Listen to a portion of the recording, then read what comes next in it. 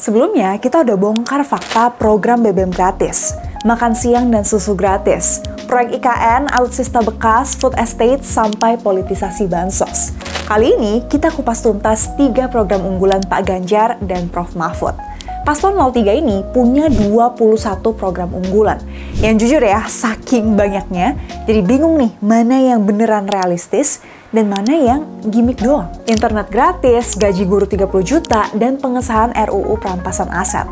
Apakah ini program yang lebih dibutuhkan masyarakat Indonesia dan realistis dibanding BBM dan makan siang gratis?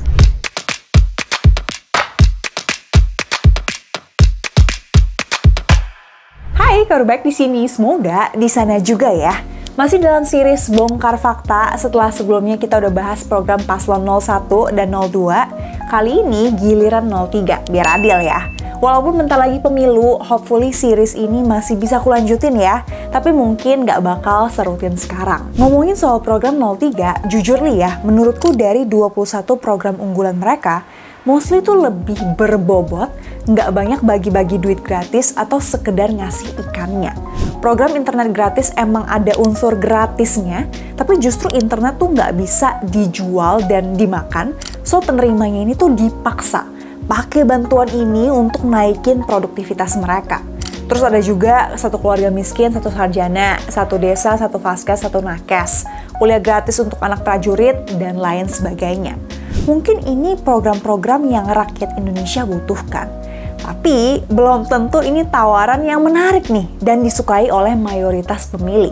Gak banyak yang bisa memahami manfaat jangka panjangnya, karena kalau bisa dapat sesuatu yang cepat, kenapa harus lambat ya kan? Mengutip ahli filsafat Italia Joseph De Maistre, people get the leaders they deserve. Kita akan dapat pemimpin yang kualitasnya sesuai dengan pemilihnya. Di awal tahun ini, aku sempat nanya ke 20.000 Bestie Valley yang tergabung ke dalam broadcast channel Instagram aku. Aku nanya, apa program unggulan Ganjar Mahfud yang paling sering mereka angkat? Salah satunya adalah internet gratis. Sebenarnya, secara penetrasi atau seberapa banyak masyarakat yang bisa akses internet, angkanya tuh udah cukup tinggi ya. Menurut data dari APJI, per 2023, 78% atau 251 juta orang Indonesia tuh udah menggunakan internet. Kalau kita kurangi ya dengan anak usia dini yang berusia 0 sampai 6 tahun, itu ada sekitar 30 juta. Berarti 215 dari 245 juta orang yang berumur di atas 6 tahun alias 87% itu udah bisa internetan. Nah, yang jadi masalah itu kecepatan internet kita yang rata-rata cuma 25 Mbps.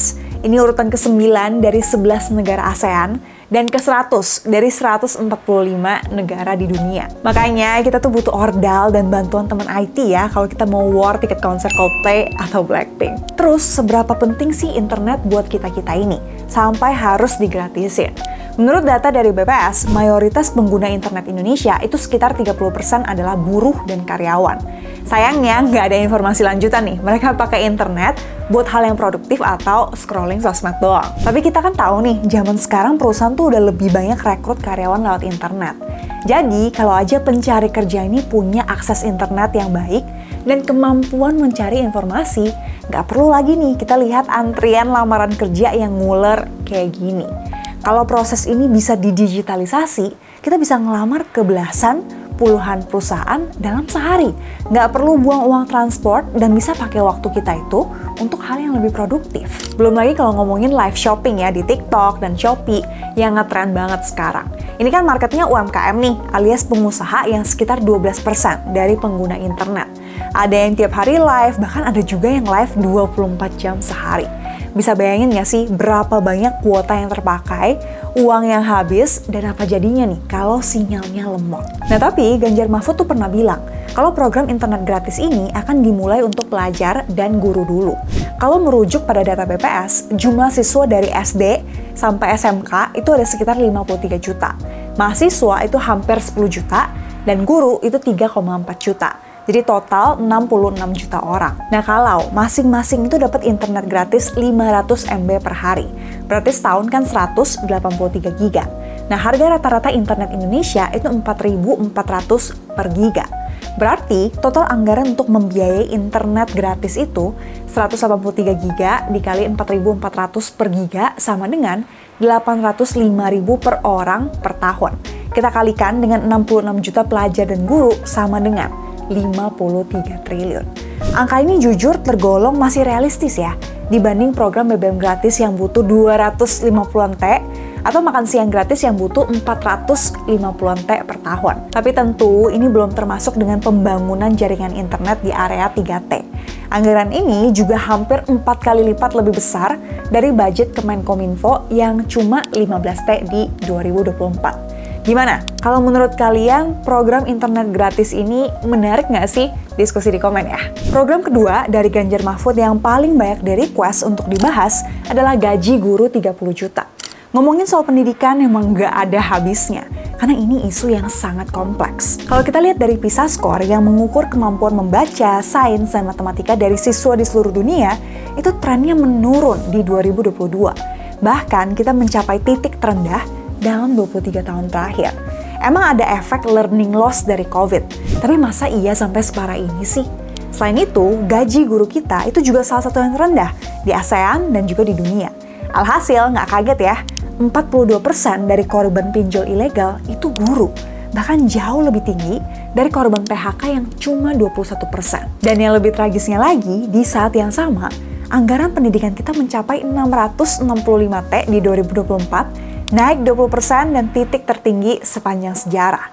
Maka genaplah negara kita sudah berinvestasi 5.000 T untuk pendidikan Indonesia dalam 10 tahun terakhir. Dengan hasil PISA Score yang terus turun. Well, memang indikator ini bukan satu-satunya ukuran keberhasilan pendidikan Indonesia. Tapi kita masih sangat jauh dari kata baik, bukan? Kalau kita gali lebih jauh, ada beberapa penyebab rendahnya PISA Score kita.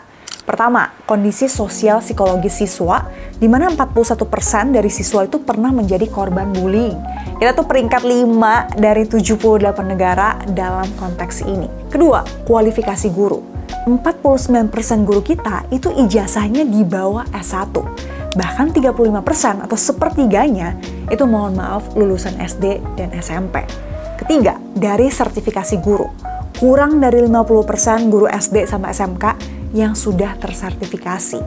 Alhasil, dua alasan terakhir ini secara tidak langsung tuh menjustify gaji guru kita yang rendah. Dengan rata-rata terendah sekitar 2,4 juta per bulan saja, versus Thailand yang hampir 10 juta. Memang kalau kita lihat angkanya, terlalu mustahil ya naikin gaji 3,4 juta guru ke 30 juta per bulan. Anggaran sekitar 100 T itu mungkin terlihat realistis, tapi dengan kualifikasi guru kita saat ini, rasa-rasanya agak susah. Menurutku ya, nggak perlu sampai 30 juta deh. Double aja dulu ke angka 5-6 juta per bulan. Sama dengan level Malaysia dan sedikit di atas UMP daerah.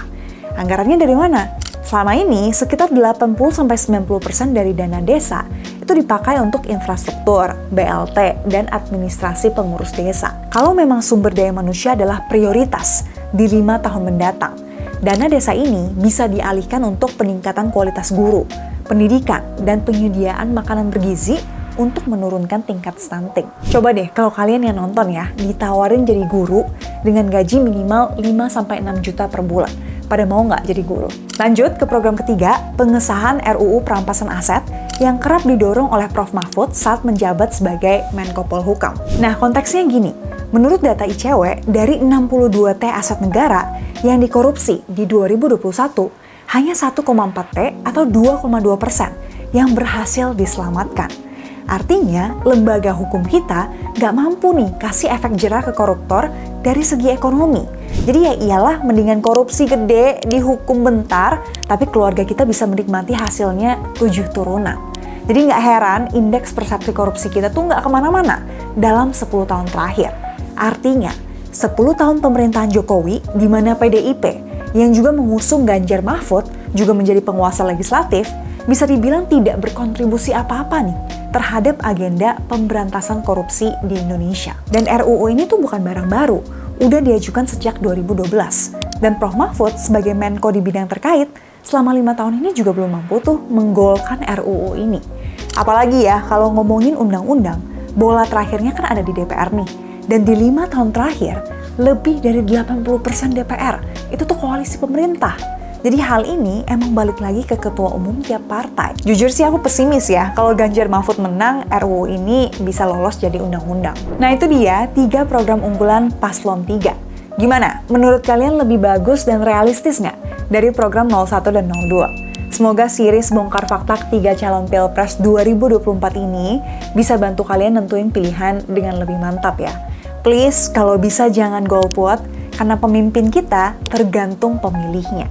Thanks for watching till the end, see you di video lain, dan bye-bye!